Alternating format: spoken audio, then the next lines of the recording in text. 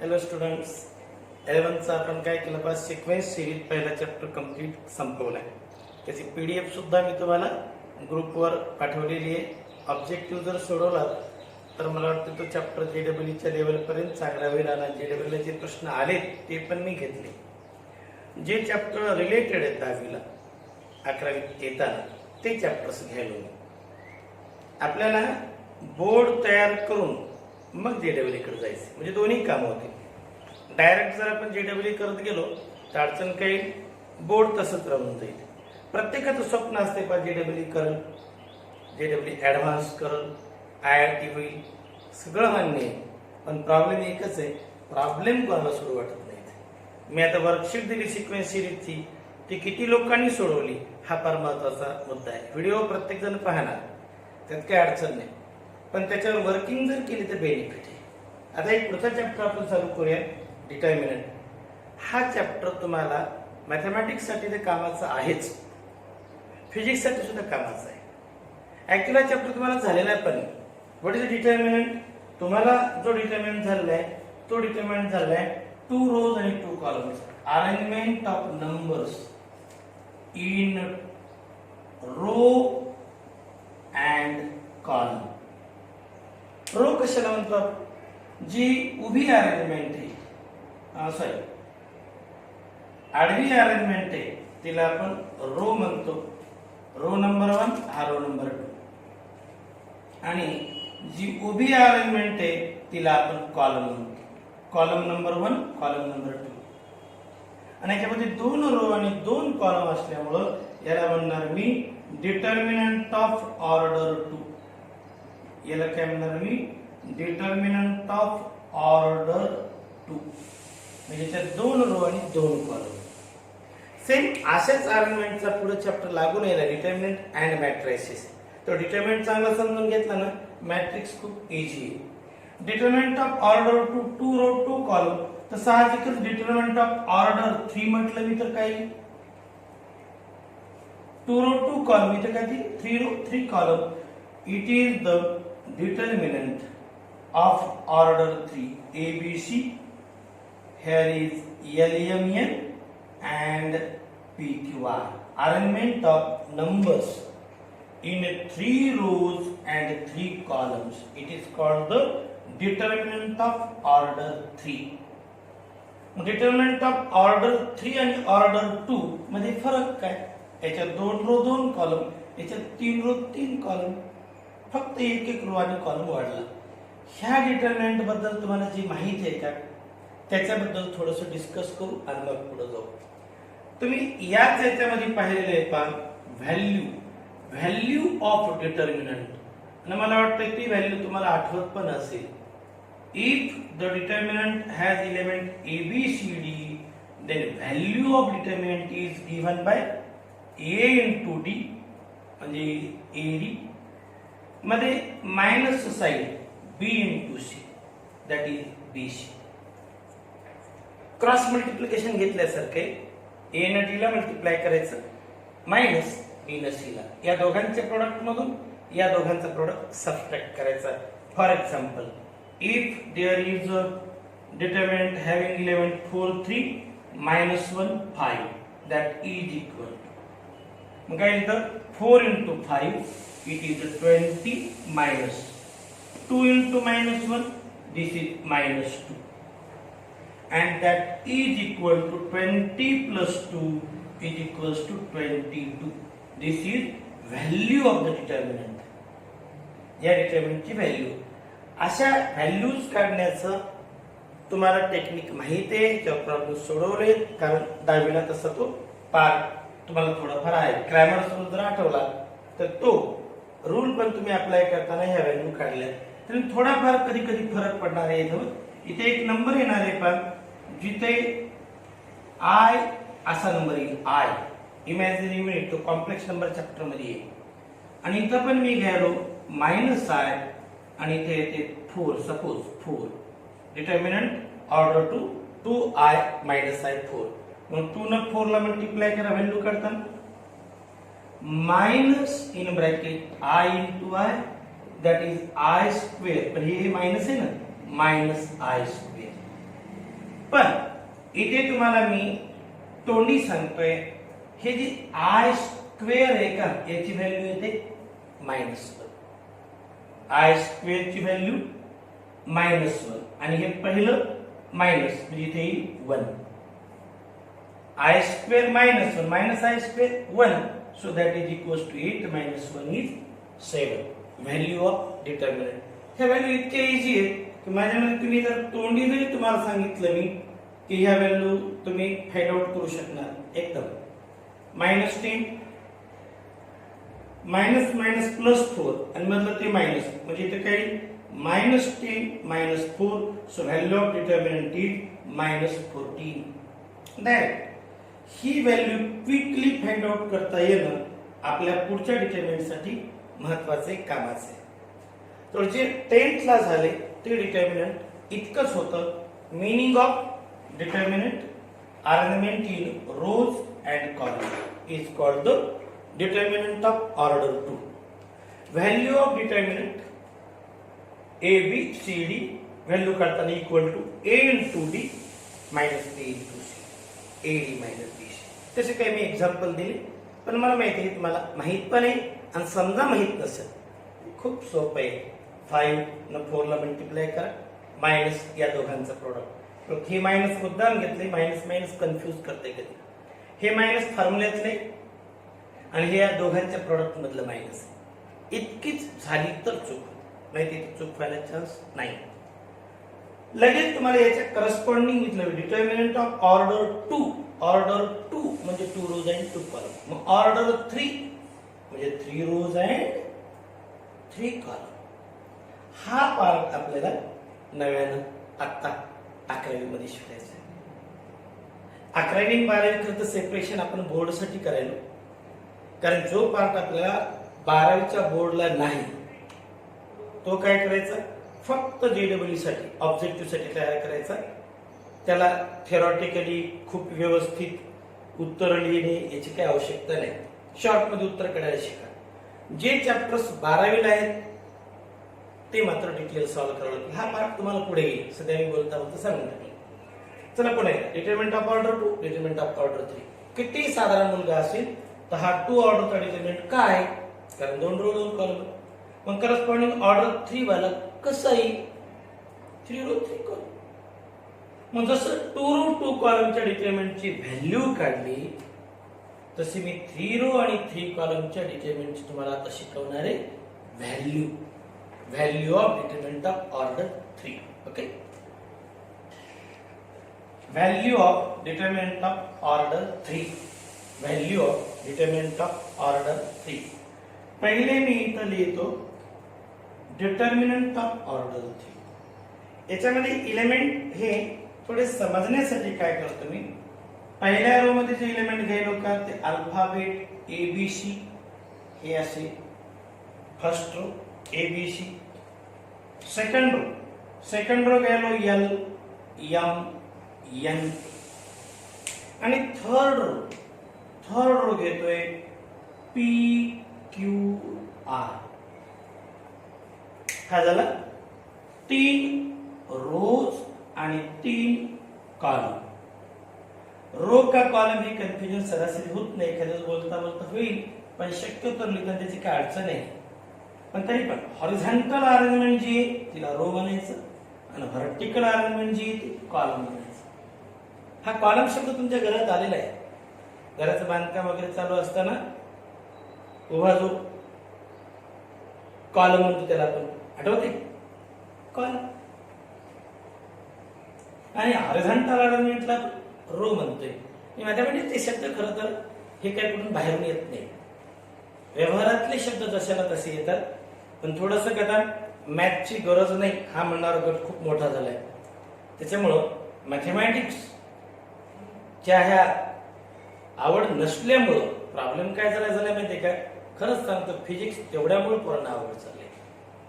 मी तुम्हाला निवड म्हणून की 7-8 चॅप्टर जर चांगले केले नीट करणाऱ्या मुलाने तर त्याला मॅथ सोपं जाईल, नाही त्यापेक्षा फिजिक्स सोपं जाईल. आता डिटर्मिनंटची व्हॅल्यू तुम्ही 8-10 प्रश्न सोडवले आणि फिजिक्स मध्ये डिटर्मिनंट आला सेकंद सोडवणार, त्याला व्हॅल्यू माहिती. चला व्हॅल्यू बघूया. Value of the determinant of order 3. कशी काढायची व्हॅल्यू? पण याची व्हॅल्यू काढताना पहिलं काम काय करतो मी, हा ए एलिमेंट इथे घेतोय ए, आणि त्याच्यानंतर इथं लिहितोय डिटरमिनंट छोटासा 2/2 चा. ए वाला जो रो आहे ना आणि ए चा कॉलम, हे विचारात घेऊन सोडून देतो. मग राहिलं कोण? MNQR. इथे काय लिहायचं? एलिमेंट MN आणि याच्याकडे एलिमेंट लिहायचे QR. पुन्हा एकदा ए इथे घेतला ना बाहेर, तर डिटरमिनंट मध्ये ए चा रो आणि कॉलम सोडून द्यायचं, उरलेले एलिमेंट घ्यायचे. Next is minus. इथे तुम्ही एलिमेंट घेणार सेकंड एलिमेंट बी. मायनस का घेतलं ते सांगतो. सध्या इकडे लक्ष घ्या.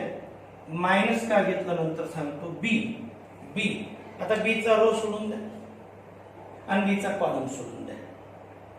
बी चा रो सोडून दिल्यावर आणि कॉलम सोडून दिलं, LN आणि QR राहते. इथं काय राहील? LN आणि QR. LN QR. Last element तो राहिला आपला सी च्या नंतर मला काय घ्यायचं? Determinant of order 2. Determinant of order 2 and eliminating the row and column of C, then we get LMPQ. We get LMPQ. Repeat करतो एकदा, म्हणजे तुम्हाला जे मला सांगायचं की इथं मायनस का त्यासाठी. जेव्हा तुम्ही एलिमेंट ए घ्यायला प्रत्येक वेळा बाहेर जो एलिमेंट तो पहिल्या रो मधला आहे, ए मग बी मग सी. जेव्हा तुम्ही ए घ्यायला, ए चा रो आणि कॉलम सोडून द्या. हा ब्लॉक उरला MNQR. जेव्हा तुम्ही सी घ्यायला, डायरेक्ट मी सी करतो ना, सी घ्यायला तेव्हा त्याचा रो आणि कॉलम सोडून द्या, ब्लॉक उरतो LMPQ. LMPQ घ्या किंवा MNQR, ह्या दोन डिटरमिनंट कडे पहा. LMPQ MNQR याच्यामध्ये जंप नाही. आणि जेव्हा तुम्ही बी चा एलिमेंट घ्यायलात का, बी टी सारखं सोडून द्यायला, तेव्हा LNQR इथं आली जंप. आणि जेव्हा डिटरमिनंट मध्ये जंप येईल का, तेव्हा घ्यायचं मायनस. आणि जंप एकदाच येईल, त्यामुळे मिडल एलिमेंटला घ्यायचं मायनस. जर 4/4 चा डिटरमिनंट आला तर हेच लॉजिक वापरायचं. कोणाच्या सोबत मायनस घ्यायचं आणि कोणाच्या सोबत प्लस घ्यायचं. जेव्हा जंप आली तेव्हा मायनस, जंप नाही आली जे चिन्ह आहे ते ABC. समजलं का? ए eliminating the row and column, we get MNQR. Minus B because of jump, minus B LNQR. C LMPQ. Okay, पुढचा पार्ट तुम्हाला माहिती आहे. कोणता पार्ट माहिती पाहता? पुढच्या पार्टला मी डिटरमिनंट ऑफ ऑर्डर 2 ची आठवण करून देईल. हा एलिमेंट ए असेला असा आणि या दोघांचा प्रोडक्ट. या दोघांचा प्रोडक्ट काय? या दोघांचा product MR - QN. Okay, determinant of order 2 ची व्हॅल्यू ऑलरेडी झालेली आहे, म्हणून मी तुम्हाला आता याची व्हॅल्यू सांगेल LR - QN. जर का डिटरमिनंट ऑफ ऑर्डर 2 माहित नसेल तर थोडस हे इथं अवघड जाते, पण तसं शक्यता नाहीच आहे. ही आली पहा आपली डिटरमिनंट ऑफ ऑर्डर. एक मिनिट, इथं काय झालं पहा, PM. Okay, determinant of order 3 ची व्हॅल्यू ही घ्या किंवा ही घ्या, कोणती लिहिली का फार वेळ लागत नाही. डायरेक्ट ही लिहिली तरी चालते. ए घ्या त्याचा रो आणि कॉलम सोडून द्या, MR - QN. मायनस बी घ्या, मायनस बी चा रो आणि कॉलम सोडून द्या, LRPN.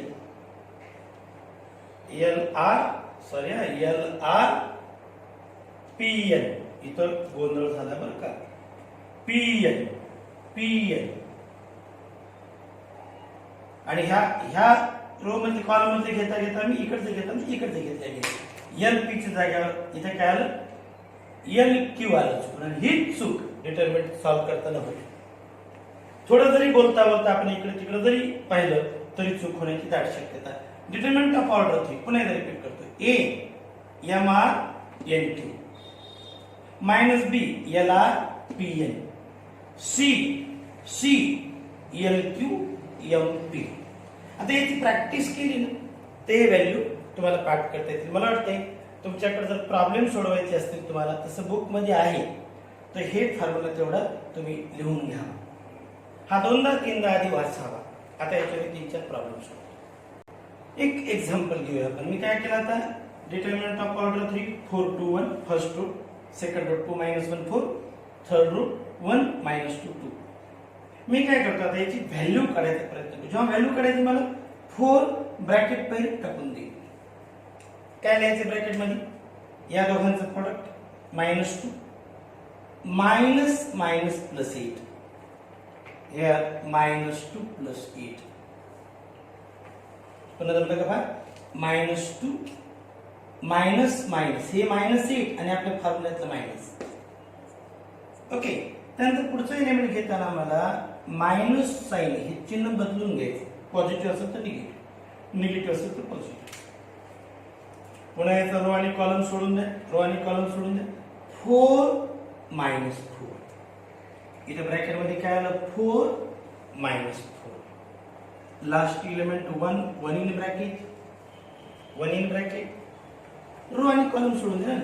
-4 + 1, -4 + 1. बाकीचं सांगायची गरज नाही की ऍडिशन सबट्रॅक्शन साध्या गोष्टी येतात.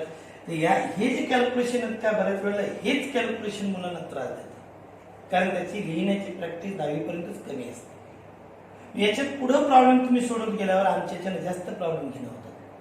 काय आहे पहा, 6 × 4 24, हे तर 0 झालं प्रश्न. -3 × 1 it is -3 and that is equals to 21. म्हणजे ह्या डिटर्मिनंटची व्हॅल्यू, या डिटर्मिनंटची व्हॅल्यू किती आली, 21. व्हॅल्यू ऑफ डिटर्मिनंट आपल्याला किती यायची याच्याकडे जर असं लक्ष देतात. ते व्हॅल्यू तुमची पॉझिटिव्ह नंबर येईल, निगेटिव्ह नंबर येईल, कधी 0 पण येईल. पण ही व्हॅल्यू काढताना तुम्ही टेक्निक कोणतं वापरलं तर हेच. आणखी एक एक्झाम्पल घेऊया. क्वेश्चन असा येईल पहा, क्वेश्चन असा येईल, find the value of the determinant. तो व्हॅल्यू तुम्हाला माहिती आहे, मी 3/3 शिकवायला. कसं येईल व्हॅल्यू पहा, 2 in bracket 2 row and column element करा, हे येईल 0 मायनस हे -4 म्हणजे इथं आलं +4. मिडल एलिमेंट घेताना साइन चेंज करून घ्यायचा, -1 रो आणि कॉलम सोडून 0 5 × 0 0 -2. कोणाकोणाचं प्रोडक्ट घेतलं मी, -2 -1 +4 +4 in bracket 10 5 × 2 10 मायनस फॉर्म्युल्याचं मायनस येते आणि हे दोघांचं प्रोडक्ट पुन्हा -1 that is +1 and this is equal to 4 × 2 8 -2 plus 10 + 1 11 आणि याला 44. That is equal to 8 - 2 6 + 44. It is complete 50. Here we have determinant complete value. Value of determinant 2 - 1 4, 5 1 -2 -1 2 0 ची ही डिटर्मिनंट व्हॅल्यू. या डिटर्मिनंटला किंमत असते, ती किंमत एका नंबर मध्ये येते. ह्या आर्ग्युमेंटला व्हॅल्यू असते. व्हॅल्यू ऑफ डिटर्मिनंट वेगळं आणि फक्त अरेंजमेंट वेगळी, फाइंडिंग व्हॅल्यू याच्यावर प्रॉब्लेम काय वापरतात. एक का थोडा वेगळा क्वेश्चन घेऊ आपण. Find values of x and y if the determinant value is equals to x plus iy, where i square is equals to -1. हा जो आय इमॅजिनरी युनिट आहे ना, आय स्क्वेअर जर -1 असेल तर आय स्क्वेअरचा स्क्वेअर किती? या दोन्ही इक्वेशन दोन्ही साइडला जर स्क्वेअरिंग केली तर राईट हँड साइडला येईल -1 स्क्वेअर आणि व्हॅल्यू येईल 1. ओके. याच्या पूर्वी मला कोणी म्हणलं की आय क्यूब काढून दाखवा सर, तर मी त्याला म्हणून i square into i. I cube can be written as i square into i. What is the value of i square? It is -1. So -1 into i is -i. इथं i cube आले, इथं I square आले, त्यामुळे त्या किमती तुम्हाला मी बाजूला वेगळ्या काढून दाखवल्या. आता स्टार्ट करू आपण सोल्युशन. सोल्युशन मध्ये लेफ्ट हँड साइडचा डिटर्मिनंट तितकाच घेतो मी 4 इंटू आय. याला आय क्यूब ला काय लिहिणार आहे मी किंवा एक स्टेप लिहितो I cube 2i 1 3i square 4 5 -3i is equals to determinant 4i as it is. I cube ला काय लिहायचं ठरलंय -i. 2i as it is, 1 as it is, 3 into i square -3, 4 that is 5 -3i. फक्त मी दोन जागेवरती बदल केले. कुठं कुठं केले पहा, जिथं आय क्यूब होतं जिथं आय स्क्वेअर होतं. हे दोन बदल मला ह्यांनीच दिलेल्या प्रश्नामधल्या ह्या कंडिशनमुळे भेटले. त्याला सोपं करता आलं. याच्या पुढे जाऊया डिटर्मिनंटची व्हॅल्यू. डिटर्मिनंटची value 4i in bracket -3i, it is -3i आणि हे minus minus plus 12. Middle element घेताना चिन्ह बदलून घ्यायचा. पुढे इथे किती i -19 20 i -20 ओके आणि plus 2i in bracket -3 plus 15 -3 plus 15. याला थोडस सॉल्व करूया. 4i मध्ये मल्टिप्लाय करा, इथे येईल -12i into i square. Okay plus 48i plus i into i square -20i -6i किंवा याला डायरेक्ट i ची एकच टर्म आहे. इथे आपण 12 इंटू 2 इथे 24i. Okay now there are i and I 3 terms of i. 48 -20 plus 24. या दोघांचे सम करतो पहिले. -4 याच्यातून गेली प्लस 44i. इथे काय आले प्लस 44i. राहिलं कोणाचं 12i square. What is i square? i square is -1. So -12 into -1 this is plus 12. I square is -1 and this is equals to 44i plus 11. आले का बरोबर पहा? मी ह्याला याच्याकडे पाहून नाही, पहिले 11 आणि नंतर 44i. ही कशाची व्हॅल्यू आली? डिटर्मिनंटची व्हॅल्यू. म्हणजे डिटर्मिनंटची व्हॅल्यू तुम्हाला दिली x प्लस iy आणि आली 11 प्लस 44i. म्हणजे डिटर्मिनंट व्हॅल्यू दिलेली आहे x प्लस iy आणि आलेली आहे 11 प्लस 44i. काय क्वेश्चन होता? Find x and y. So equating first element we get 11 and I element y is equals to 44. Real part imaginary part असते. या दोघांची सम होत नाही, या दोघांची सम होत नाही. मग 2 नंबर तर इक्वल. मग पहिला पार्ट पहिल्याचा इक्वल असलाच पाहिजे, सेकंड पार्ट सेकंडचा इक्वल असलाच पाहिजे. त्यामुळे तुम्हाला मिळाले एक्स आणि वायचे व्हॅल्यू. थोडा प्रश्न कसा बदलला, डिटर्मिनंट व्हॅल्यू दिली पण डिटर्मिनंट व्हॅल्यू मला काढता पण येते. दोन्ही इक्वेट करा. आता याला इक्वेशन नंबर 1 2 3 ते तुम्ही तुमच्या पद्धतीने लिहू शकता. पुन्हा एकदा रिपीट सांगू का, इथे आय स्क्वेअर मायनस 1 दिले, आय स्क्वेअर वरून आय क्यूब काढा. आय टू दी पॉवर 4 पण काढता येते, इथं नाही पण मग i to the power 4 i to the power 5 आयचा कितीही पॉवरची किंमत काढता येते, फक्त आय स्क्वेअर बरोबर -1. ते करा म्हणजे ती कॉम्प्लेक्स नंबर मध्ये येणार आहे.